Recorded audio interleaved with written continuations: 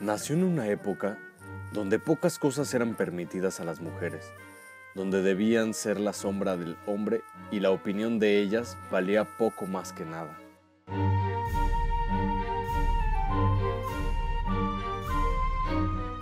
Vivió en la Casa Azul, donde pintó sus ilusiones, su pasión, su vida entera y donde muchos recuerdos del artista aún se conservan.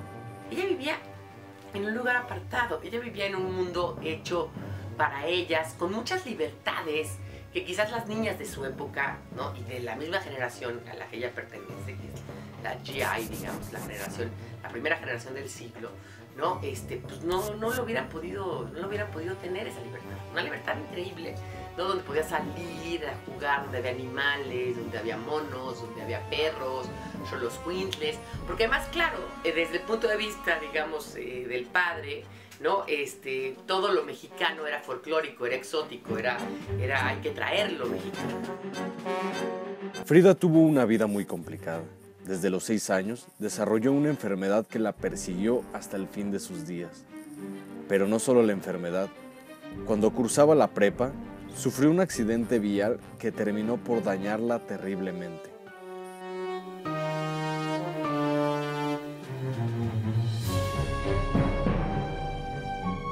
Padeció de poliomielitis, como es bien sabido, y luego tuvo un accidente en un autobús terrible. El autobús fue embestido por un tren y uno de los pasamanos, el tubo, se le encajó por la cintura, le salió por la vagina. Y ella decía en alguna de sus cartas que esa había sido la manera como había perdido su virginidad. Era una declaración terrible para el momento. Y es un poco el sello de muchas cosas. La mala suerte no solo la acompañó en la salud, sino también en el amor. Escogió un hombre que solo se importaba a sí mismo, que le llevaba 20 años y que se acostó con su hermana Cristina, la menor. Tiene esta relación con Diego Rivera, mucho mayor que ella, que lo ve ahí pintando los murales, ¿no? Y se enamora de él. Y más que se enamora de él, se enamora de la idea de Diego Rivera, ¿no? De la idea de estar con este hombre tan importante, tan mujeriego, tan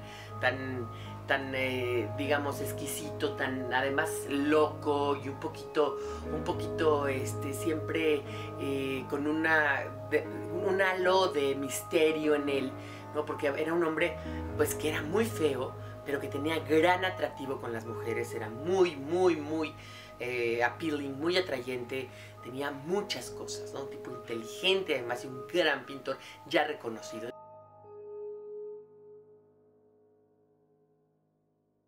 Frida Kahlo ya había padecido pues una serie de infidelidades de parte de Diego, que se acostaba con cualquier cosa que pasara.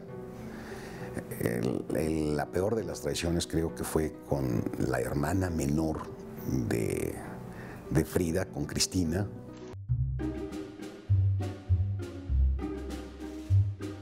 En su vida, el arte no fue del todo bueno con ella.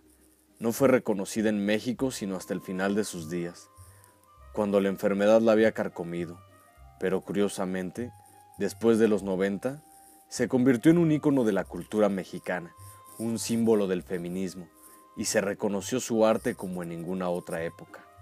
La leyenda de Frida vive hasta nuestros días, debido a que logró fusionar la vida de hija, esposa y amante con la de una mujer rebelde que rompió paradigmas en su época, pues no le importó ser juzgada por las masas. En los años 90 se crea esta idea, ¿no? Esta idea de Frida Kahlo. La idea de voy a poner a una Frida Kahlo en el mundo moderno, en el mundo ya de la generación X, de la generación millennial. En sus cuadros retrató la cruda y ácida realidad a la que la propia vida la había sometido, pues entre tantas operaciones y abortos, levantarse parecía casi imposible, pero lo hizo. Desde el principio hizo una especie de diario personal con su pintura.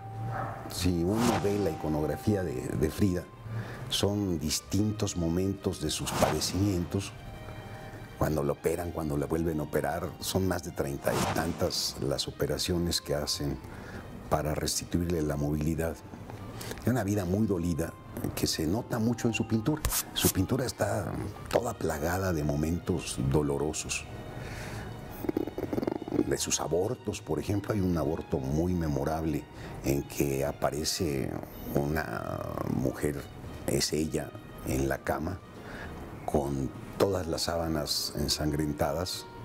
Es el aborto que le sucedió en Denver, a donde fue a vivir por un contrato que le hicieron a Diego Rivera. Lo acompañó y pintó muchos cuadros en Denver.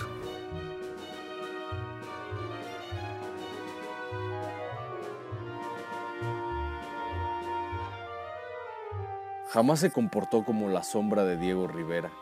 Incluso fue él quien, después de su divorcio de 1 año, volvió a pedirle matrimonio, pero eso sí, con una serie de condiciones que no solo pidió la pintora, sino que exigió para que esto se pudiera cumplir.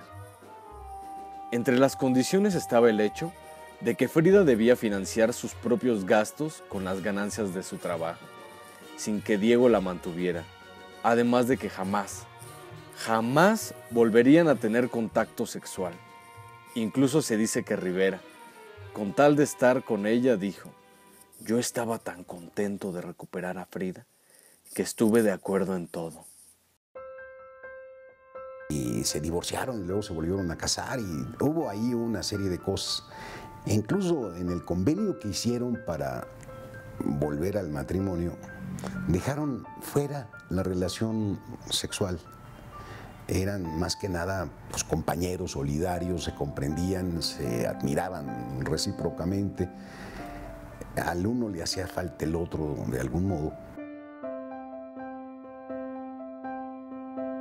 Frida rompió paradigmas, y no es un secreto que tuvo varias parejas sexuales, que no solo eran hombres, sino también mujeres, y que, según las malas lenguas, intercambió algo más que palabras con Chavela Vargas, aunque de esto los expertos no estén tan seguros.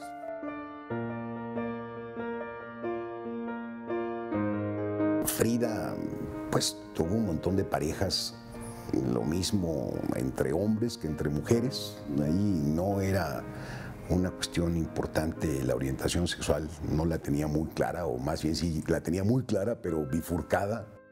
Estos amoríos que dice tener es otra de las maneras de quitarse la melancolía, ¿no? O sea, si tenía relaciones sexuales o con Trotsky o con las mujeres que pasaban por su casa o con Tina Modotti, incluso se cuenta una historia. Yo lo de Chavela Vargas, la verdad lo descreo. Chavela Vargas es mucho más joven que Frida Kahlo, entonces es como difícil. Puede ser que alguna vez hayan coincidido en alguna fiesta tomando tequila las dos, pero no, Frida Kahlo no era lesbiana realmente, ¿no? Ella trataba de buscar o de experimentar con las drogas, con el alcohol, con con, digamos, de alguna manera, con el amorcito o el cariñito que le podían dar.